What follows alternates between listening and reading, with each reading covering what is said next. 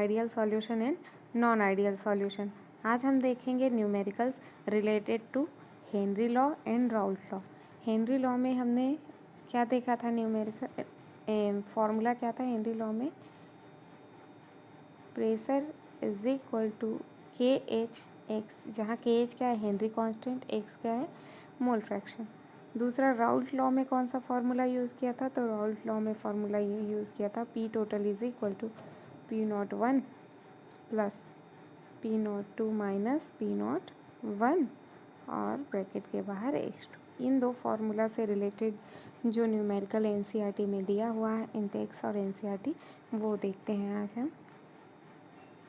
पहला क्वेश्चन दिया है Intex question 2.6, H2S, a toxic gas with rotten egg smell, is used for the qualitative analysis if the solubility of H2S in water at STP is 0.195 mole. Calculate Henry law constant. उसने कहा है कि 0.195 मोल H2S जो है water में dissolve है और उसके लिए आपको हेनरी लॉ कांस्टेंट निकालना है।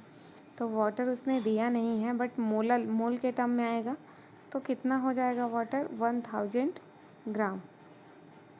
अब इस 1000 ग्राम को मुझे मोल में कन्वर्ट करना पड़ेगा, तो मैं कर दूंगी given mass by molar mass, कितना आ जाएगा तो 55.56 आ जाएगा। यहाँ से मोल्स ऑफ वाटर निकल गया और मोल्स ऑफ H2S दिया हुआ है, तो मैं मोल फ्रैक्शन आसानी से निकाल सकती हूँ। तो मोल फ्रैक्शन जब मैंने निकाला H2S का, तो ये हो जाएगा moles of H2S plus moles of water, कितना आ गया मेरा 0.0035। अब STP पे प्रेशर लगभग कितना होता है 0.987 बार, ये याद रखना पड़ेगा। अगर आपको 0.987 नहीं है तो अप्रॉक्स 1 बार समथिंग ले लेना, ठीक है। जब इस फॉर्मूले में वैल्यू पुट करोगे तो KH की वैल्यू कितनी आ जाएगी 282 बार, और अगर 1 बार लेके करोगे तो कितना आएगा 285। लगभग आंसर भी क्या है अप्रॉक्स है, दोनों एक दूसरे के आस ही पास। नेक्स्ट क्वेश्चन है Henry's law constant for CO2 in water is 1.67 into 10⁸ pascal 8298 kelvin. Calculate the quantity of CO2 in 500 ml of soda water. इसने कहा है कि हेनरी लॉ कांस्टेंट CO2 के लिए कितना है 1.67, यानी यहाँ से मेरे किसकी वैल्यू निकल गई KH की। फिर बोला है कैलकुलेट करना है CO2 का अमाउंट जो 500 ml सोडा वाटर में डिज़ोल्व है, और प्रेशर कितना दिया है CO2 का 2.5 ATM। तो ATM को हम पास्कल में चेंज कर लेंगे। KH की वैल्यू कितनी आ गई 1.67 इंटू 10⁸ पास्कल, और इसका प्रेशर कितना दिया है 2.5 ATM। ATM को जब पास्कल में हम कन्वर्ट करेंगे तो इतने से हमको इसको, क्योंकि 1 ATM इज़ इक्वल टू क्या होता है 1 ATM इज़ इक्वल टू होता है 1.01325 इंटू 10⁵ पास्कल। तो ATM को मैं पास्कल से मैं कन्वर्ट करूँगी तो इतने से मल्टीप्लाई कर दूँगी, तो मेरा कितना निकल जाएगा प्रेशर CO2 का 2.53 इंटू 10⁵ पास्कल। अब फॉर्मूला हेनरी के लॉ से होता है partial pressure is equal to Henry law और मोल फ्रैक्शन ऑफ CO2। तो यहाँ पे से मेरा प्रेशर पता है अपने को, हेनरी लॉ कांस्टेंट भी दिया हुआ है क्वेश्चन में, तो मेरा क्या निकल जाएगा मोल फ्रैक्शन निकल जाएगा। तो मोल फ्रैक्शन कितना निकल गया, मोल फ्रैक्शन मेरा निकल गया 0.0015। अब 0.0015 मेरा मोल फ्रैक्शन है। अब आगे देखते हैं मोल फ्रैक्शन में जब हम इसे पुट करेंगे, मोल फ्रैक्शन का फॉर्मूला क्या होता है X is equal to NCO2 by NH2, मतलब number of moles of CO2 और वाटर। यहाँ पे ये जो CO2 है वो वाटर के कंपेरिजन में बहुत ही नेग्लिजिबल होता है, बहुत ही कम होता है, इसलिए हम इसको क्या कर देते हैं नेग्लिजिबल मान लेते हैं। तो बचा क्या हमारा NCO2 बाई NH2। NCO2 यहाँ पे NCO2 निकालना है, क्या बोला है amount of CO2 dissolve in 500 ml, यानी मुझे इसकी क्वांटिटी निकालनी है NCO2 की। एक्स का वैल्यू पीछे आगे पेज में हमने सॉल्व किया है 0.0015 आया था, NCO2 निकालना है, और H2O उसने 5 ml कहा है, तो 5 ml लगभग हम मान लेते हैं 500 ग्राम के समथिंग है। तो इस ये ग्राम है, मोल में कन्वर्ट करेंगे तो डिवाइडेड बाय 18, तो डिवाइड करेंगे तो ये आ जाएगा मेरा 27.78। तो मैं क्या कर सकती हूँ, यहाँ पे मेरा क्या आ गया 27.78। तो NCO2 इज इक्वल टू क्या हो जाएगा 0, ये दोनों मल्टीप्लाई हो जाएंगे, तो NCO2 इज इक्वल टू हो जाएगा 0.0015 इंटू 27.78। आंसर कितना आ जाएगा 0.42 मोल। अब उसने मोल में नहीं पूछा है, उसने तो ग्राम में पूछा है, कितना ग्राम कितना ग्राम CO2 जो है डिज़ोल्व है वाटर में।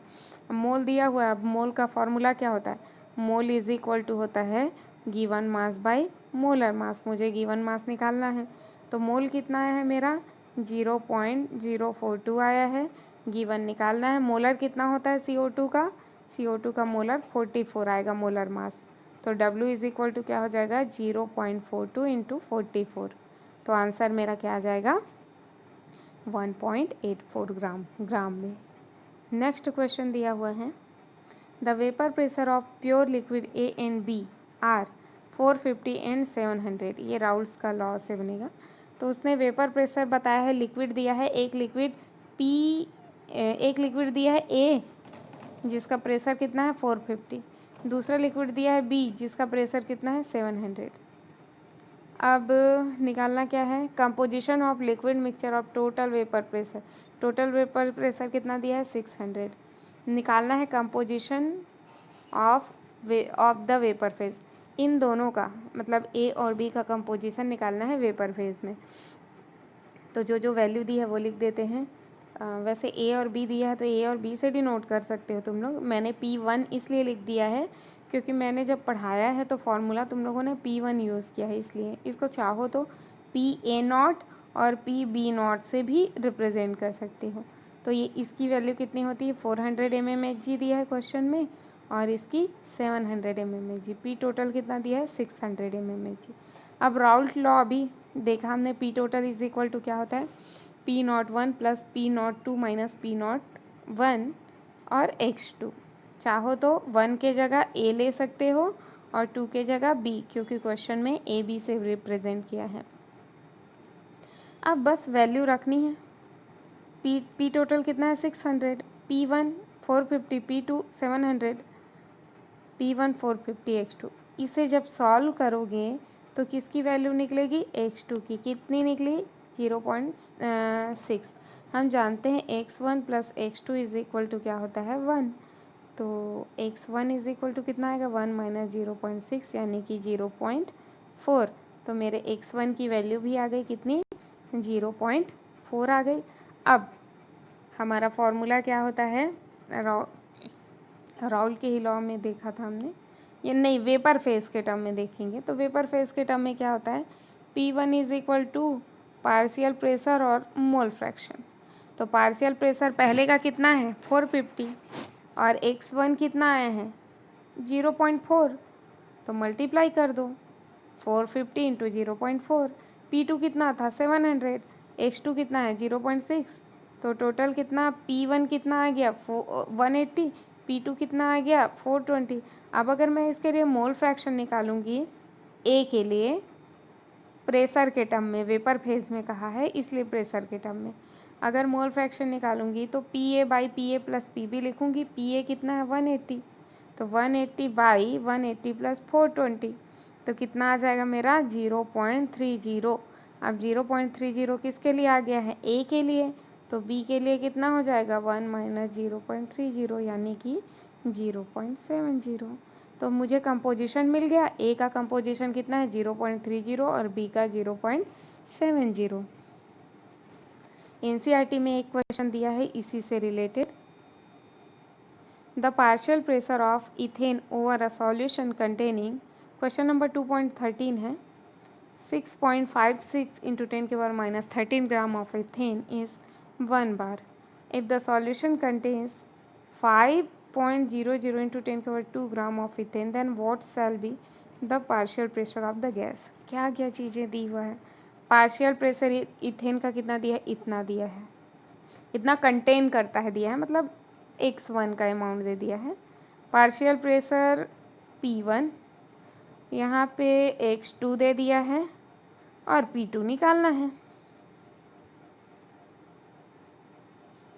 हमारा फॉर्मूला होता है P is equal to K H X P1 is equal to लिखूँगी तो क्या लिखूँगी, P1 इज इक्वल टू लिखूँगी के एच एक्स 1 और P2 इज इक्वल टू क्या लिखूँगी, के एच एक्स 2। केच कट जाएगा, मेरे पास रेशियो के फॉर्म में क्या P1/P2 हो जाएगा, x1/x2 हो जाएगा। अब P1/P2 अगर मैं P1 के जगह में रख देती हूँ इसको, तो P1 के जगह बोलती हूँ x1 के जगह, यहाँ पे मैंने ये वैल्यू रखी। P1 निकालना है, इसके लिए पार्शियल प्रेशर। अब x2 के जगह इसको रख रही हूँ, तो इसके लिए पार्शियल प्रेशर कितना दिया है, तो ये दिया है 1 बार। तो यहाँ पे मैंने यहाँ पे 1 बार रख दिया और ये निकालना है। और इसके लिए मोल फ्रैक्शन 5 × 10⁻², और इसके लिए 6.56। अब मन में बस एक क्वेश्चन आना चाहिए कि यहाँ पे दिया है मोल फ्रैक्शन और यहाँ पे तो ग्राम का यूज़ किया है, तो मैं कैसे ग्राम को उठा के मोल फ्रैक्शन में रख सकती हूँ, फिर तो ये मेरा गलत हो जाएगा। लेकिन अगर हम इसको मोल फ्रैक्शन के टर्म में सॉल्व करते हैं, तो सबसे पहले तो इथेन का मोलर मास निकाल लो। तो इथेन का मोलर मास कितना होता है, C2H6 24 + 6 = 30। मोलर मास कितना है, 30 है। अब given mass by molar mass होता है। अगर मैं x1/x2 लिख रही हूँ, तो x1 मैंने इसको माना हुआ है, इसको तो मैं लिख दे रही हूँ 5.00 × 10⁻² ग्राम है, बाई गिवन मास है, मोलर मास कितना 30, बाई x2 है, x2 इसको मल्टीप्लाई करके इधर ले देती हूँ, ये क्या हो जाएगा 30/6.56, यानी ये कट जाएगा और ये किस में आ जाएगा, मोल में। अब उसने मोल फ्रैक्शन में कहा है, मोल में भी नहीं कहा है, ठीक है, चलो मान लेते हैं कि मोल में भी नहीं कहा है। अब मोल फ्रैक्शन निकालेंगे, तो मोल फ्रैक्शन में हम क्या लिखते हैं, मोल फ्रैक्शन में हम लिखते हैं क्या बोलते हैं, moles of one component by total moles. तो मोल्स ऑफ वन कंपोनेंट मेरा क्या हो जाएगा, जैसे यहाँ पे ये दिया है एक कंपोनेंट का, यानी 5.00 × 10⁻² अपॉन 5